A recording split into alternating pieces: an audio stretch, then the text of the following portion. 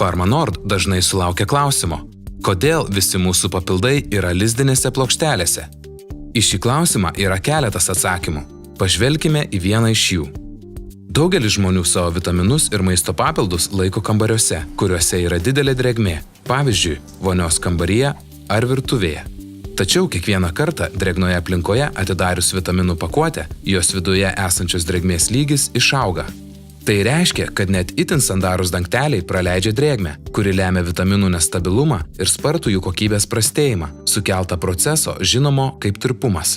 Naujausi tyrimai atskleidė, kad vos per vieną savaitę tirpumas gali sukelti ženklų vandenyje tirpiuose vitaminuose esančių maistinių medžiagų sumažėjimą ar net visišką išnykimą. Tai reiškia, kad nuo tos sekundės, kai nulupate naują vitaminų buteliuko apsauginę plėvelę, prasideda atgalinė atskaita. Ir vos per keletą trumpų dienų gaunamų maistinių medžiagų kiekis stipriai sumažėja. Naudodami Pharma Nord papildus galite būti tikri, kad kiekviena jūsų tabletė ir kapsulė yra puikiai apsaugota oro ir drėgmės nepraleidžiančiose talpose, kurios užtikrina, kad su kiekviena doze jūs gautumėte visada tokį patį maistinių medžiagų kiekį, nuo įsigijimo dienos iki galiojimo pabaigos datos. Tačiau drėgmė nėra vienintelis dalykas galintis pakenkti jūsų vitaminams. Dar vienas puikus lizdinės plokštelės privalumas yra higieniškumas.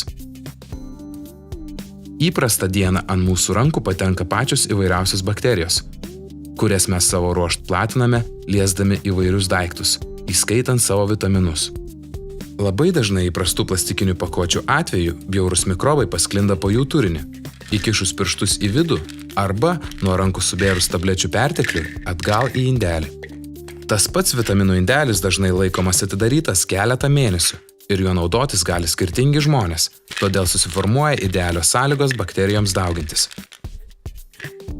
Tačiau Pharma Nord lizdinių plokštelių atveju galite būti tikri, kad kiekviena tabletė ar kapsulė išlieka idealiai sterili iki pat naudojimo momento.